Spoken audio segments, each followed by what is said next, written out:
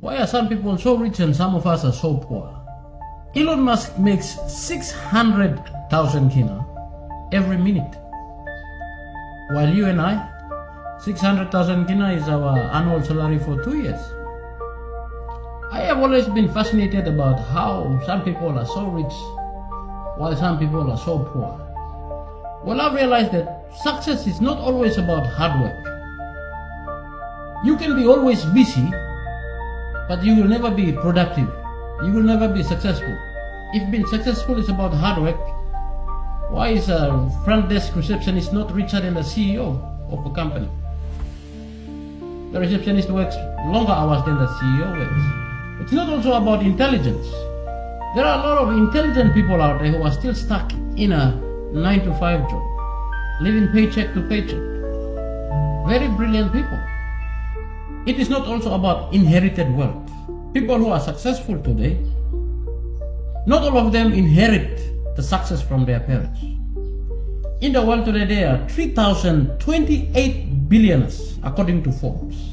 Living currently in 2025, 70% of them are self-made. They did not inherit anything from their parents. So what really is the difference between people who are successful and wealthy and people who are not? It always boils down to what your mind tells you that you are capable of, your belief system, and what you think you can achieve. Our culture and our belief system and even our church in a way has influenced us to accept the status quo and to live where we are and to be happy with what we have right now. Our custom does not challenge the limits of life. When a poor person looks at the limits being set by the world, or limits being set by the nature, or limits being set by the culture, or limits being set by, let's say, religious belief, we think that's the way of life. We live under that limit. Our entire existence and our success cannot go past that limit. We think that's the norm in the world, and no one's supposed to question it. Let me give you a clear example. Like in the church, you hear people say, money is the root of evil. Love of money is the root of evil. Do not hoard too much wealth. Little is much when God is in it. While these teachings of the Bible are good, when it comes to the physical needs of the church, like building a new church, or putting up some projects, building a pastor's house, it is people, the church-going people, who decides to go beyond the church set limit, to go further. They're not only limiting themselves to think that little is much, but decide to venture into business, to make a little bit more money. It is those people who end up supporting the church. I'm telling you this because I'm speaking from experience. I am someone who has extensively supported numerous church buildings, numerous church projects, many other things. So, back to my point. The successful people and the wealthy people are the ones who look at the limit and think that they could test the limit, to try to break through, to push beyond. They look at life and they say, there's more beyond. There's more to life than what meets the eye. You know the story of Christopher Columbus.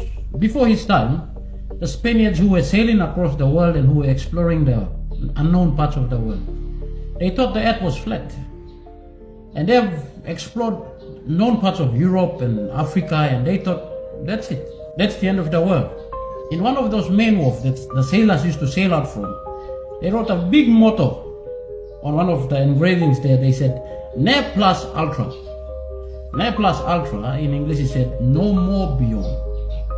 And they have believed that if anyone sails beyond what they have already discovered, you will come to the end of the world and you will fall down or maybe disappear. And then came Christopher Columbus. He decided that, let me push the limit a little bit further. And then he sailed across the Pacific Ocean, the Atlantic Ocean. And then he discovered South America and North America and most of the Pacific Island countries.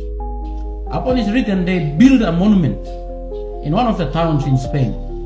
And writing Ne plus ultra, they built a lion. A lion was staring out the word ne plus ultra. And it removes the word no, and it only leaves more beyond.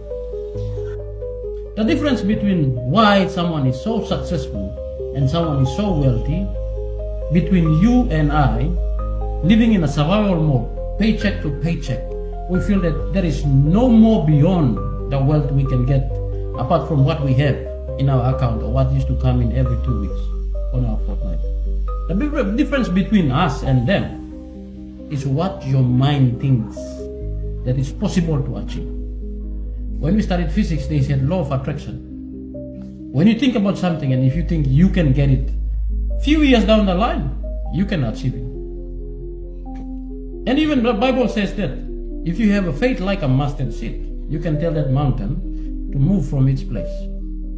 These are different ways to illustrate how powerful our mind is. If you set your mind right to something, you can achieve it.